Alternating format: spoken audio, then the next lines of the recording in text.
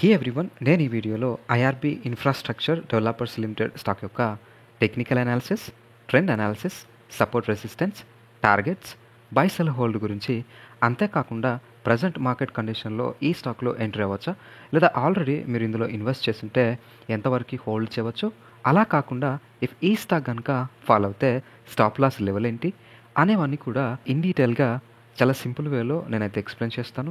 So ఈ వీడియోని end వరకు చూసి ఈ స్టాక్ యొక్క ఫుల్ ఇన్ఫర్మేషన్ని తెలుసుకోండి. స్టాక్ యొక్క రీసెంట్ ప్రైస్ యాక్షన్ కానీ చార్ట్ ప్యాటర్న్ కానీ క్లియర్గా అబ్జర్వ్ చేస్తే ఈ స్టాక్ అయితే లాంగ్ టర్మ్ వ్యూలో బులిష్గా కనిపిస్తుంది, బట్ షార్ట్ టర్మ్లో అయితే స్లైట్లీ బేరిష్గా అయితే కనిపిస్తుంది.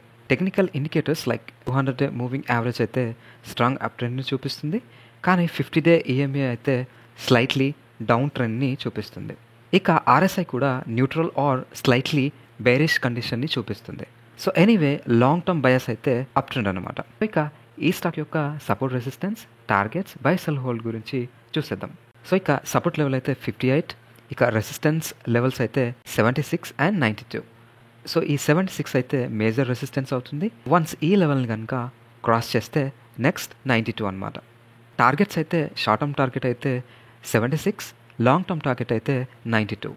ఇఫ్ మీరు కనుక ఈ స్టాక్లో ఎంట్రీ కోసం చూస్తున్నట్లయితే కరెంట్ మార్కెట్ ప్రైస్లో బై అయితే చేసుకోవచ్చు.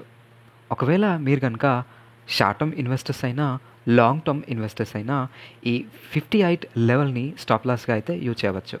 సో ఇక మీ యొక్క రిస్క్ మేనేజ్మెంట్ అండ్ టాలరెన్స్ని బట్టి ఏ లెవెల్స్ని యూజ్ చేసుకుని ప్రాఫిట్ బుకింగ్ ఆర్ ఎగ్జిట్ అయితే అవ్వచ్చు.